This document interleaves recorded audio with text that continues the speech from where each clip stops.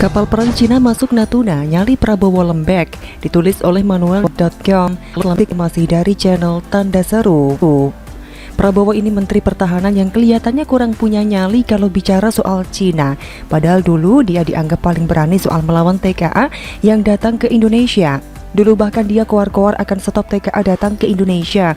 Waktu kampanye Pilpres, koar-koar akan perketat TKA. Saat itu Prabowo yang adalah capres nomor urut 2 sebelum dipecundangi Jokowi 2 kali, mengatakan bahwa dia akan memperketat tenaga kerja asing untuk datang ke Indonesia. Dia ingin rakyat Indonesia yang dapat kerjaan. Hal ini disambut simpatisannya dengan luar biasa saat itu. Prabowo, si pecundang Pilpres itu mengatakan bahwa dia bukannya anti asing, tapi dia ingin rakyat Indonesia dijaga dulu. Menurutnya, kalau Indonesia buka pintu untuk asing, rakyat Indonesia kerja apa? Prabowo pun menilai bahwa tidak ada negara seperti di Indonesia membuka sebesar-besarnya pintu untuk asing. Bahkan, Amerika juga dicontoh dan dijadikan model dengan cara membangun tembok penghalang masuknya negara asing. Indonesia dianggap Prabowo saat itu menerima asing terlalu banyak. Bahkan ia mencontoh Malaysia bahwa tenaga kerja ilegal Indonesia dipecut. Apa yang dikeluarkan Prabowo saat itu sangat semangat dan begitu menggebu-gebu.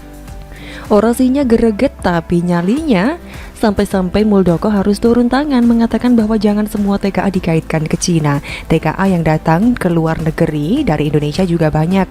Tenaga pembangkit listrik di Sidrap ada 751 orang dengan 5% dari Amerika. Untuk apa? Untuk memberikan kemudahan. Jika ada teknologi yang rusak, bagaimana harus diurus? Pasti harus ada tenaga ahli asing untuk edukasi. Itu yang dikatakan oleh Muldoko dan kemudian mendapatkan nyinyiran oleh pendukung Prabowo. Prabowo hanya bicara koar-koar keras saat itu, tapi akhirnya dipermalukan. Prabowo akhirnya direspon TKN Jokowi saat itu karena ternyata di lahan yang dikuasai Prabowo ternyata ada TKA juga. Jadi apakah Prabowo saat itu munafik? Ya silahkan dinilai sendiri. Faktanya ternyata pekerja lahan Prabowo di Aceh sudah jelas bahwa ada TKA di sana. Setelah dia dipecundangi oleh Jokowi untuk kedua kalinya dan setelah Prabowo ketahuan sebar hoax soal Ratna Sarumpet, dia jadi Menhan. Ya, Jokowi mungkin waktu itu hitung-hitung kalau Prabowo jadi Menhan, setidaknya dia bisa gunakan kengototannya lawan asing sebagai Menteri Pertahanan. Menhan kan gunanya untuk mengakomodir para penegak hukum untuk melawan asing. Sekarang ada sebuah aksi manuver Cina datangkan kapal perang di Laut Natuna. Ancaman kapal perang Cina di Laut Natuna pun membuat Prabowo tidak bisa bicara banyak. Dia diam-diam saja, mungkin disuruh Jokowi supaya nggak ketahuan pengecut. Akhirnya Sufmi Dasko yang merupakan ketua harian Gerindra mengatakan Prabowo sudah mengancam balik loh. Lah kok yang ngomong Sufmi Dasko, gak si Dhanil, jubir Prabowo sekalian? Sufmi Dasko mengatakan bahwa Prabowo menjawab ancaman kapal perang Cina di Laut Natuna dengan membawa pulang teknologi kapal perang canggih jenis frigate tipe Arrowhead 140. Hah? Jadi gitu caranya. Prabowo jawab ancaman dengan uang yang diboroskan oleh Kemenhan. Sungguh menggelikan mendengar jawaban Prabowo. Mana nih koar-koar dari anggota tubuh Prabowo yang ada di atas dagu dan di bawah hidungnya, yakni mulutnya, soal ancaman Cina yang bawa kapal perang ke Natuna. Prabowo ini ternyata menjawab ancaman dengan uang. Saya rasa jawaban Prabowo soal ancaman Cina dengan bawa pulang teknologi bakalan diketawain. Presiden Xi Jinping dan Menhan Cina bakal ngakak-ngakak. Ini ibarat orang lain sudah masuk rumah kita tanpa izin dengan bawa senjata, bukannya diusir, si Hansip malah sibuk beli senjata. Inilah Prabowo. Mentalitas Prabowo ya memang sebatas koar-koar saja. Ketika dikasih kekuasaan ternyata dia diam-diam saja. Gak heran Ahok buang Gerindra. Ahok ini omongannya keras tapi aksinya lebih keras. Sedangkan Prabowo omongannya besar tapi nyalinya ternyata segitu doang. Kayak anak kecil, tahu? Aduh, Menhan macam gini kok masih dipertahankan ya? Tolong dong diundang ke podcast Om Deddy lagi. Memangnya dengan bawa pulang teknologi canggih bisa bikin kedaulatan NKRI kembali dihargai? Enggak, harusnya Prabowo kecam dong. Seenggaknya usir, mau pakai alasan diplomasi sulit. Dulu juga Prabowo pernah jadi pembicara di depan Menlu Cina dan Amerika soal kedaulatan NKRI soal Laut Cina Selatan sih. Tapi ngomongnya gini, kami percaya kalau Cina dan Amerika dipimpin oleh pemimpin yang baik. Halah, basi. Begitulah basi-basi. Bagaimana menurut Anda?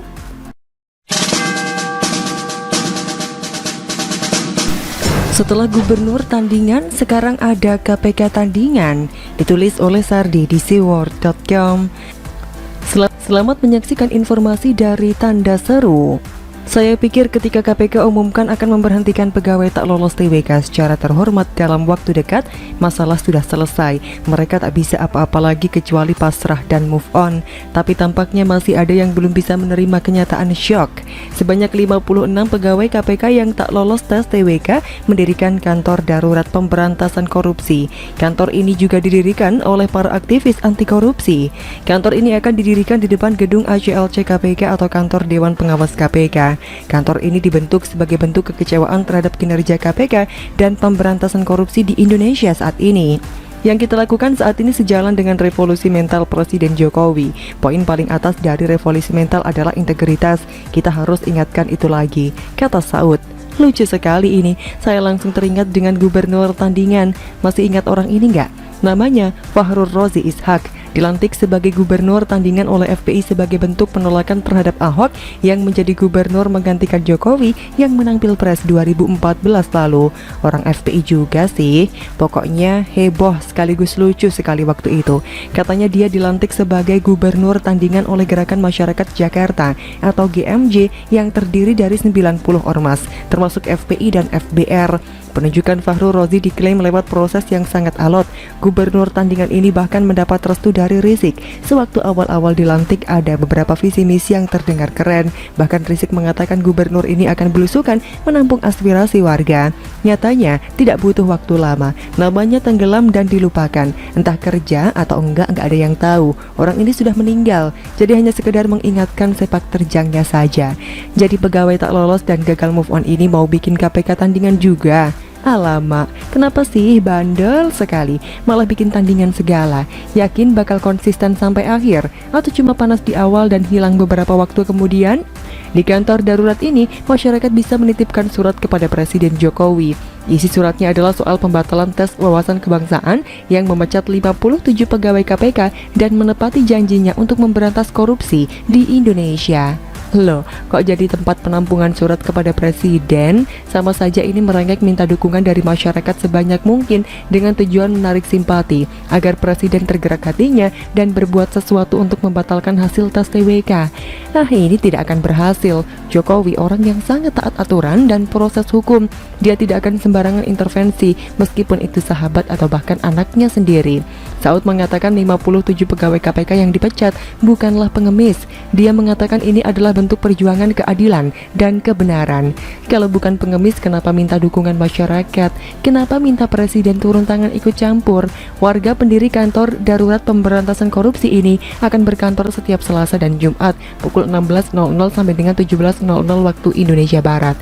Seluruh masyarakat yang ingin menyampaikan aspirasinya tentang pemberantasan korupsi dipersilakan mengunjungi kantor darurat ini.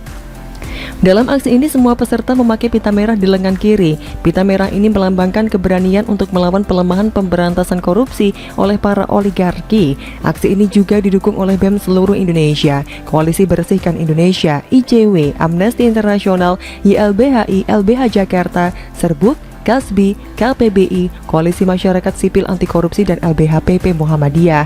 Menggelikan sekali sih ini, saking overreaktif, mereka tidak malu melakukan hal konyol seperti ini. Baru kali ini saya melihat ada orang gagal tes tapi sikap dan reaksinya sangat panjang, bak sinetron yang tak ada ujung endingnya. Baru kali ini saya melihat ada kelompok yang sangat malu-maluin dalam menyikapi sesuatu. Saya sampai berpikir, beneran mereka ini pernah bekerja di KPK? Kok bisa tidak dewasa seperti itu? Tapi prediksi saya ini tidak akan bertahan lama. Mereka hanya cari perhatian dan sensasi publik. Lama-lama mereka bakal lelah sendiri. KPK hanya perlu tegas dan tetap pada pendirian. Presiden hanya perlu merujuk pada proses hukum. Cepat lambat mereka bakal lenyap dan move on dengan sendirinya. Bagaimana menurut Anda?